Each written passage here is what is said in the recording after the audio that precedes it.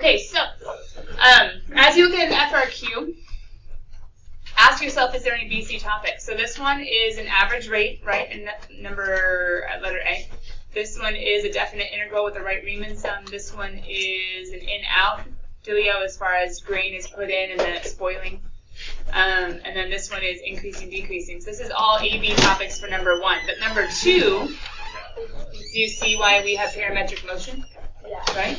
So that would be a BC topic. So kind of just thinking about, and some of them are mostly AB topics, but then they throw in parametric or vectors or a Taylor series somewhere, or like Euler's method is in there. Some of them, anyway, if it's partially BC, it's all BC. Yeah. Okay. And I think also, oh no, am I crazy? I thought they actually said ABBC, but I guess they don't, because that was, wait, this is the wrong one. That's Wednesday. Saturday, does it say ABBC? Am I crazy? Oh no, it doesn't say AB/BC. Sorry. Okay, Saturday, Wednesday, FRQs 1 and 2 specifically. What do you guys want to see? Who cares if there's a video or not? Now you. 1D and then 2D. 1D or 2D? D. Like on this one with the silo, right? Yes.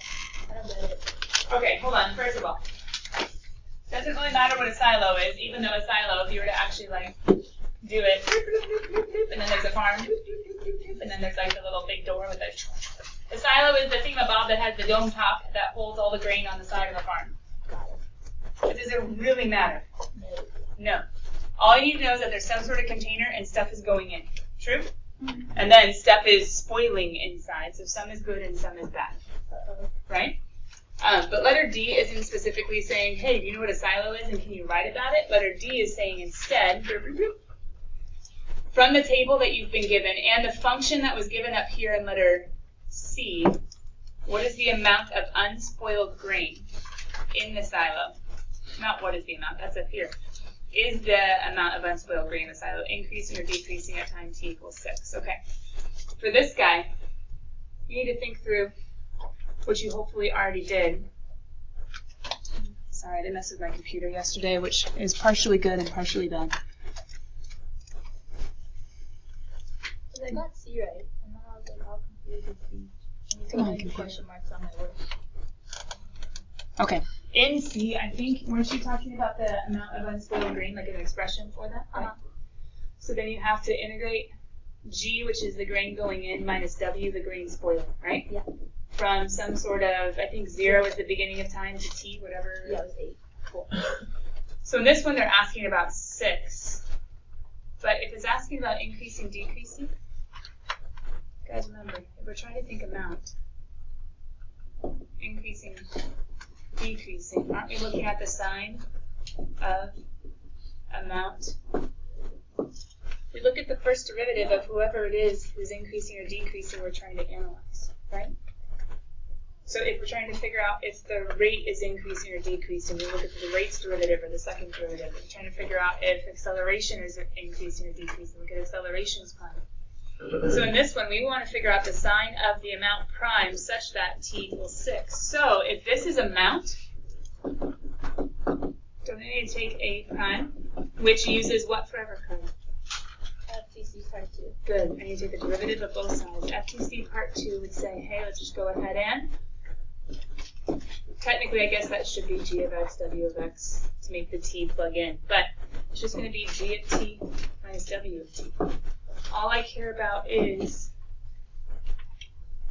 there are different ways of doing it. I like talking about the subtraction, but another variation is to say, hey, is the rate at which grain is being added greater or less than the rate at which it's spoiling at 6? That's another way of comparing the two and saying whether this guy's greater or that guy's greater. But in my mind, it's so much easier just to go ahead and figure out at 6 this subtraction, is it greater than or less than 0? So then g of 6, I think that's right in the table, isn't it? Is g of 6? Aha. So I can just plug in 18.3. Okay. And then w of 6 will plug into our function since it's in the calculator. And so to be honest, I would have just gone ahead and, I don't even think I would have written this, right, Maggie? That wastes time. I would have just done it in my calculator. I would have written the 2.236. I would have said greater than 0 and said therefore the amount is increasing. Because you could write this whole thing out, but they don't give you, all they care about is the subtraction and whether or not you analyze it correctly. Okay, that makes more sense. Because I was like, I took the derivative too. Like, I figured like doing that too, but I didn't take the derivative of like with the integrals with it. You do G prime W. You went too far. Yeah, so I would have done that. So what you were, well, let's think about what you were answering though. You were answering is the rate of change of the amount increasing. Yes. Does that make sense? Yeah. You had another question. You said also 2D, but I don't know if someone has a big one. Anybody else want anything on Saturday number 1 with the grain and Saturday? Okay. So then go into Saturday number 2 if you guys don't mind. Saturday number 2 is a BC only. And I can tell that right away because it's talking about position with an X and a Y, so that's parametric motion. Is this like posted online? Yeah. It's just going to have today's date though, so it doesn't really have anything. But yeah, that's cool.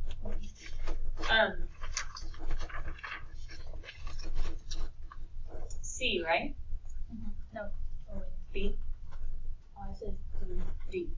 Okay, but the beginning given information, I have this random graph up here, which it must say, oh, the figure above shows the path of the particle. Okay, so it shows like x of t's and y of t's. They give me this x prime of t, and it gives me this y prime of t, and it tells me an initial position of 1, 2. Okay, so then part D goes ahead and asks me for, consider a rectangle. This is, I'm visual, some of you guys might not be, but it helped me to think about, even though I didn't know. If it showed me the path of the particle, and if the x's and y's, because you guys had the path of the particle in the graph at the beginning, all the x's and y's were positive for that whole portion, right? There was no second quadrant, third quadrant, fourth quadrant. So whatever's going on, I know that an x must be a positive, a y must be a positive, just based on what I can see in that picture. So therefore, my vertices will be some positive x, so that's going to be the x0, some positive y, so 0y, and then some x of t. Yeah, that's genius. Not genius, but it's helpful. Okay, now hold on. For t between 0 to 2, at what time is the perimeter of the rectangle a maximum? Well, I mean, in all of calc, don't we just have to set up an equation for perimeter and then maximize it? So perimeter, length to width. So isn't the length just going to be x of t? Isn't the width just going to be y of t? Okay. So I could say 2x of t plus 2y of t. And I'm trying to maximize. On the interval, 0 to 2. Hey, critical numbers, endpoints, absolute extremity. Yeah. So then I would go ahead and to maximize, I need critical numbers. So p prime is 2x prime plus 2y prime. Critical numbers trying to set equal to 0, but what's the joy of this? The calculator problem. So, I mean, I have my endpoints of 0 and 2, so in just a moment I'll go ahead and use those. 0 and 2. But I'm looking for any zeros of my derivative within the interval 0 to 2. And so I would go ahead and go back to my beginning x prime of t and y prime of t, right? And that's what we're plugging. Oh, yeah. Oh, wow. And that's what we're plugging in. But we have to plug in context of the perimeter. So 2x prime, 2y prime. So 2 times, what's that function? Cosine of t squared. I don't need to be in parametric mode. I just need the function to find the zeros, right? So I have 2 times x prime. I have 2 times y prime, which will be e to the t times sine of another t squared. Yeah. I'm going to change my window to be 0 to 2 because that's all the times they're looking at. And remember, this is in terms of, I know my calculator right now, I'm in function mode in terms of x. But I'm just graphing my perimeter, dude, in terms of t. So since t is between 0 and 2 for letter D, I'm doing 0 to 2. So all I need to do is find my zeros. So therefore, hopefully it's going to be nice and easy. It's going to cross the axis. somewhere, and if it doesn't, well, there's no critical numbers. Oh, is he coming down?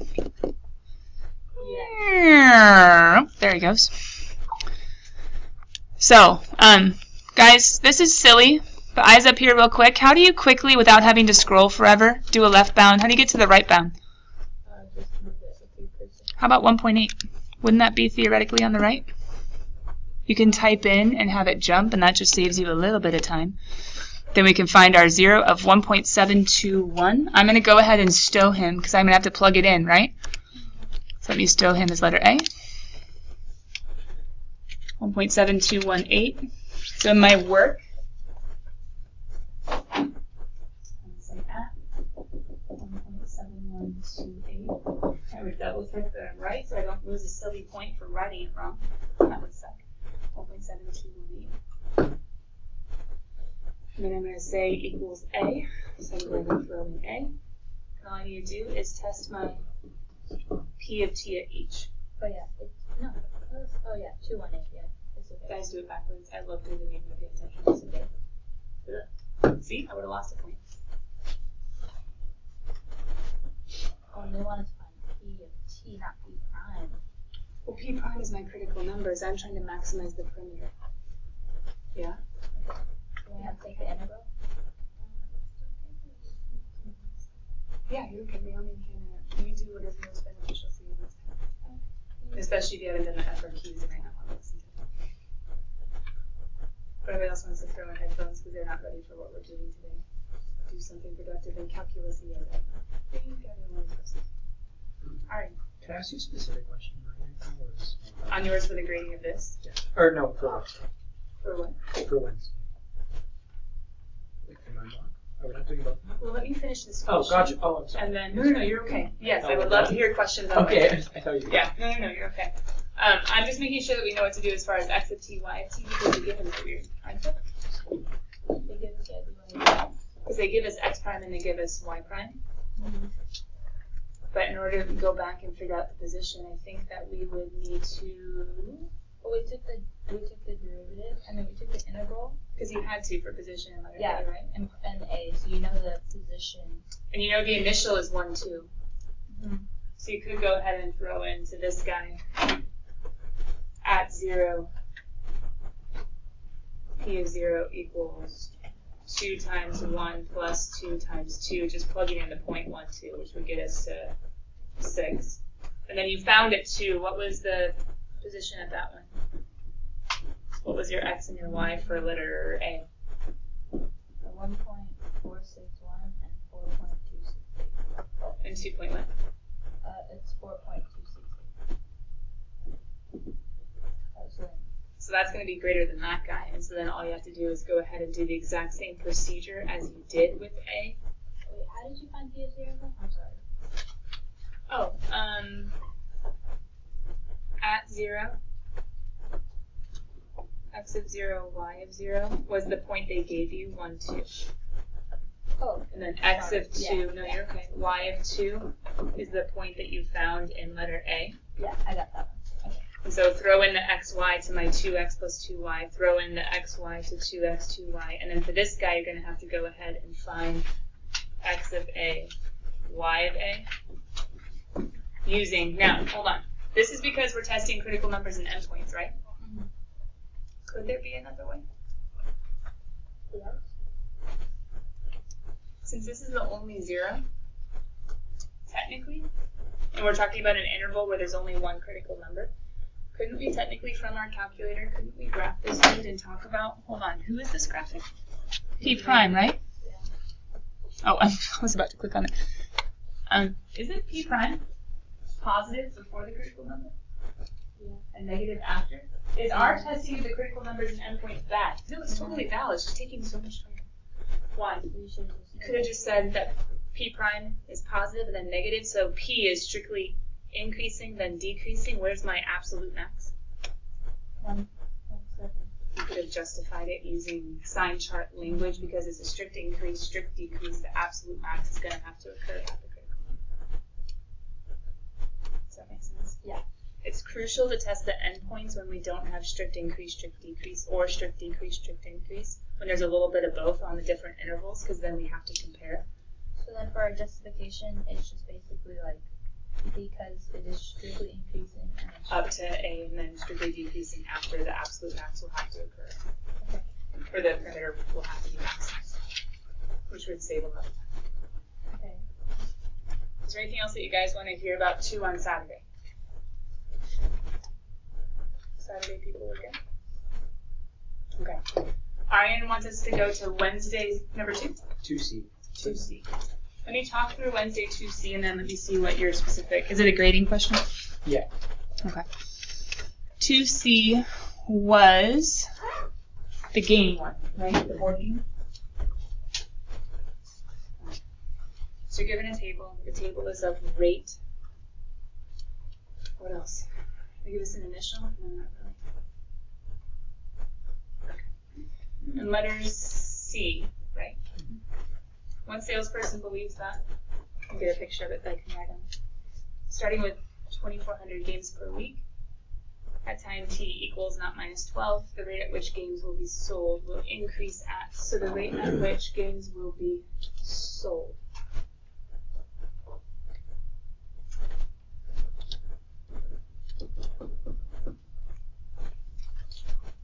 Games per week. Because G is games per week, right? So if it's talking about the rate at which games will be sold will increase, that's what I was like, okay, well the rate at which games will be sold is G. Increase would be G prime, and then a constant rate of 100. Based on this model, how many total games will be sold in the 8 weeks? 15 times t equals 12, so starting with. So that would be G of 12 is equal to 2,400, right? Because it's rate at 12.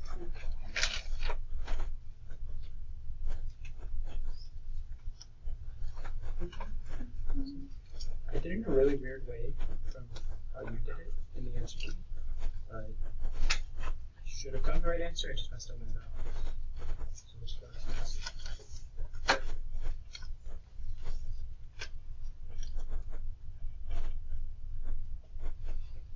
I would have said, I don't know if we could call it G of t, but I think we could. To be 2,400 plus 100 t for t greater than or equal to 12. Is that what we could say?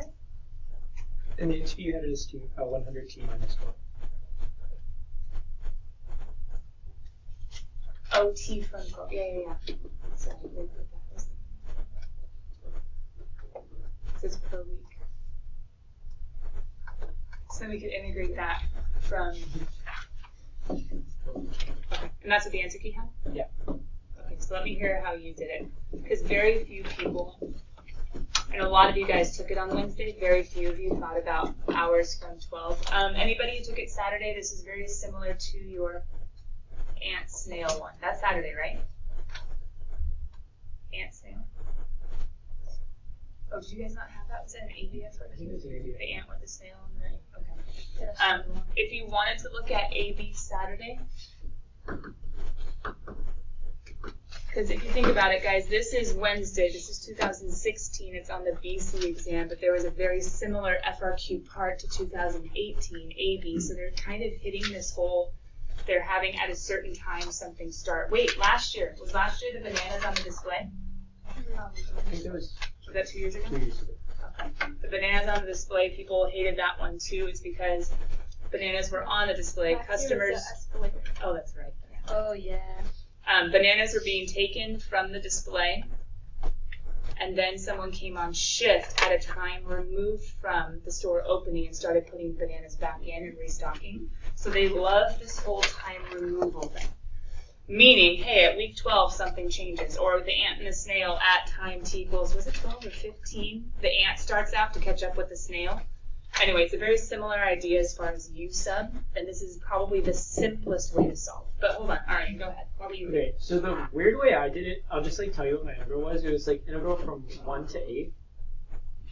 100. 1 to 8? Yeah. Not 0 to 8? Well, okay, that was a mistake. I should have done 0 to 8, but I did 1 to 8. Got it. And then I did 100t plus 24. I like it, except what's the dilemma? But the thing is, when you are redefining t they have already defined t from the beginning to be the number of weeks from the beginning. So if you used a new variable, not t, but a or b or c or q or whatever you want, and said, oh, this is the number of weeks starting at 12, you would have been okay. Okay, yeah. But the reason I took off was because t was already defined for you. Okay, that's what I was wondering about the check slash, so that's why, Yeah. because I had these new Because the idea is right. Yeah. But your 1 to 8 messed you up. Did you try 0 to 8 and it works? Well, yeah, I did 0 to 8 right now and it works, but I did 1 to 8 then because like it said 8 weeks between, so I was like, oh, 8, 1 to 8. Right. Between, but Which it is couldn't valid use if T. you said, hey, I'm talking about a different t. Because their definition of t would be from the beginning of the situation. Does that make sense? Yeah. Especially because they said t equals 12. So you can't all of a sudden say, oh, t equals 12 is t equals 0. That's going to be a non sequitur. Doesn't fall. Non sequitur math. What? Go t. But yeah. But if you guys want to get more, especially those of you that are fine tuning points and wanting to get it perfect, this idea of remove time, I've seen it over and over again the last 3 years. I'm not saying it will happen, but it's a good thing to be like, oh, hey, and I can go ahead and throw in 100 times something about t minus 12. Like, okay, at this time, it starts in however many hours or days or weeks after that. You can express with a little use of t minus 12. Anything else on the Wednesday after? One or two?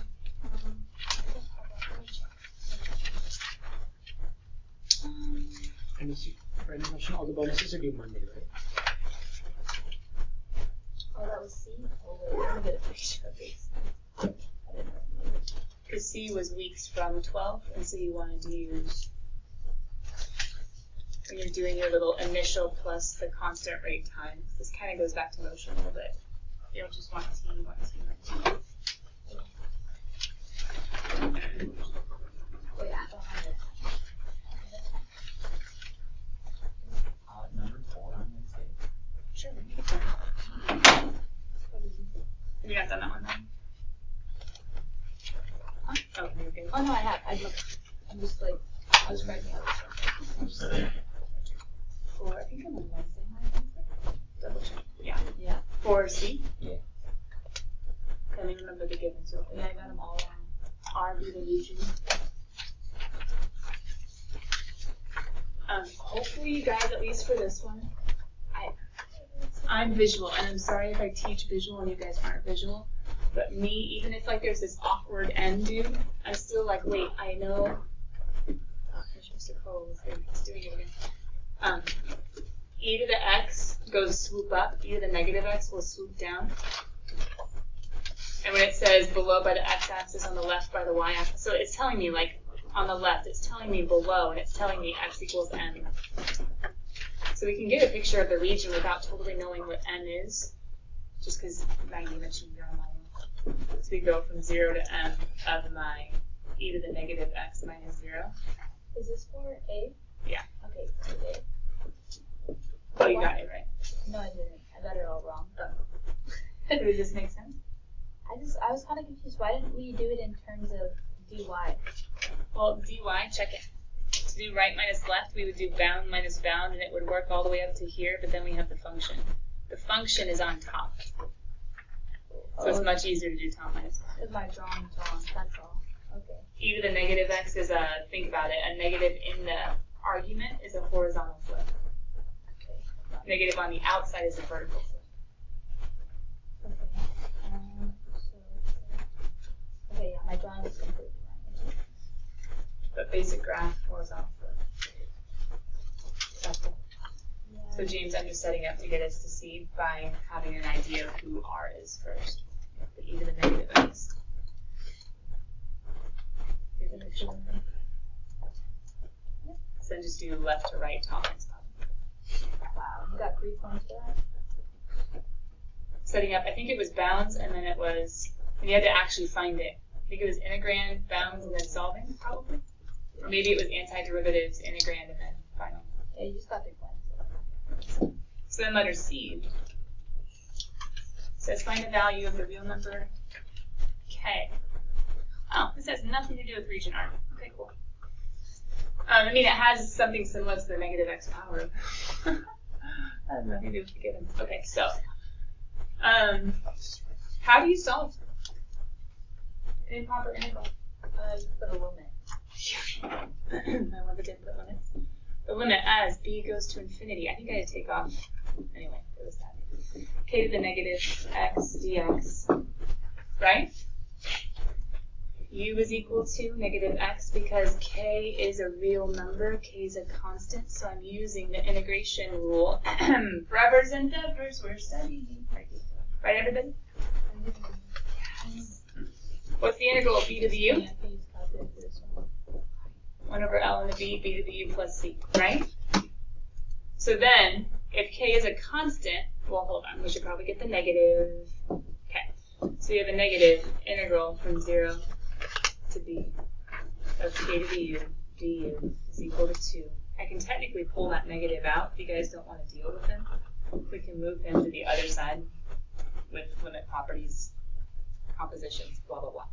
So we get 1 over ln of k to the u, from 0 to b, as b goes to infinity. How are we doing? I'm sorry, I lost track. Limit b to infinity plus. Oh, sorry. There was a negative that got pulled out, and so then I moved the negative to the other side. So I multiplied both sides by a negative. Oh. So maybe a better way of showing it would be. Sorry, no, you're good. I just No, it's okay. So negative, and I multiply both sides by a negative. okay. There you go. Is that better? Yeah. So then I get 1 over ln of b to the u minus. Wait, is it from 0 to b?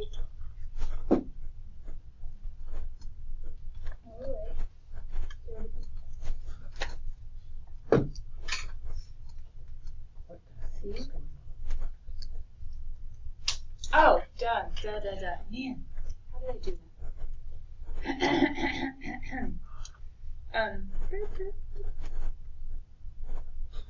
Where does this get plugged into? The K would be not the K. K is a constant. K is a constant. It gets plugged into the U. Silly me. So that. ln of K. K to the B. There we go. Minus. Because ln of 0 doesn't exist. I was like, that's not good. Ln of K. K to the 0. There we go. You have to think about who's your constant and who's your variable. U was my variable. That's where my piece got plugged in. So now, going to infinity,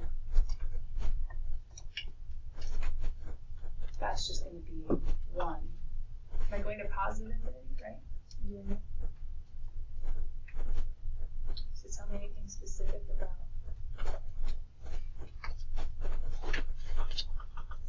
what happens when you skip space because you don't have a lot of room. Close answer. Negative b, because 0 and b are not u-bound. Okay, pause. Why would the FRQ AP graders hate my work right now? What did I do and it caused me to make a huge mistake? Because I just had a second ago k to the b and k to the infinity, no such k exists, and that is completely wrong. It all had to do with x-bounds and u-bounds. Where did I make my mistake? Put k to the u. I did k to the u, but what didn't I change? Who are these guys? So, this would be a check x right now as far as my expression, because I just made these guys u-bounds. So how do I fix that? Okay. I could say something like x equals b to x equals 0. I could do something like that. It's a little bit awkward, but technically that would be okay if when I came down here, I would change this to be negative x. Then I could go ahead and plug in. What's the other way I could have done this that isn't quite so awkward? Just made u-bounds. Just made u-bounds. So my u-bounds would be u of b and u of 0, which would be negative b, right? Mm-hmm. And then 0. So I could have just done 0 to negative b. There's my u, 0 to negative b. Either one of those changes would have made me fine. Why does it make all the difference in the world? Because if I plug in an infinity with a negative, wouldn't that be 1 over k to the infinity? Mm-hmm. So negative infinity as a power. Isn't this whole thing going to 0? Yeah. So now I have, and that's k to the 0 is 1. I have negative 1 over ln of k is equal to negative 2. I would multiply, I would divide, I would have ln of k is equal to 1/2. If I didn't make any other mistakes, which I don't totally trust myself right now based on the ones I already made, I'd say e to the 1/2. U-bounds! Seriously? An improper integral? U-bounds? That's what messed me up.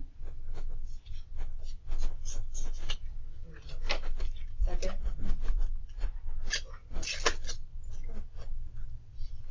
Any other FRQ questions that we have on Wednesday or Saturday? We'll go over more tomorrow because some people didn't have 3 through 6 ready.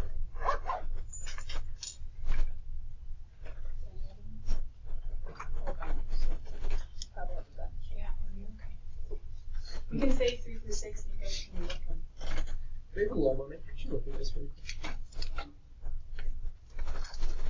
So I know this wasn't the way that you just did it, but like, is my reason not faulty?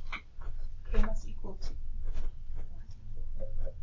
So okay, so here's the way I was thinking about it. Is when you have a series that's like to infinity, you can convert it to an integral of all of these factors of 2. So I was like, okay, can you go But back? they're not equal to each other. The convergence of one signifies the convergence of the other. But the sum that it converges to is not the same. So they're not. Oh, so the series would be equal to. Dang it. Okay, do you like? Because I was thinking like, oh yeah, if it's 1/k again, and then r is 1/2 because k is 2, then blah blah blah. It's a good idea, but you're saying that this is Equals that, this. and it's not. The convergence of that indicates the convergence of that. Dang it. Which is why when it talks about series and the sum of, it either has to be geo, or telescoping, or an approximate that has some sort of error, like an alternating.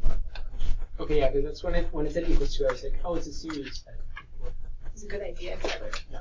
Okay. Thank you. Yeah, you just had that switch. So the integral test only Guaranteed that. brings them together as far as their convergence, divergence, not convergence. Do you have the entity for this one? Yeah, for this one. I think it's the last one. Or part A. I just want to make sure I get my integral. Green and silo, that's Saturday, right? Yeah. Wednesday, number 4? Yeah. I'm meandering now, guys. If you have a personal question about grading on your FRQ, why it was a check, that would be next. Why it was next on your actual mock, now's a good time to ask. Otherwise, what's due on Thursday? Nope, Friday. Good time. Correction. Corrections on your mock AP, FRQs, and multiple choice. Some of you have gotten some of them answered, and some of them, well, and your forever and ever final. Is on Friday?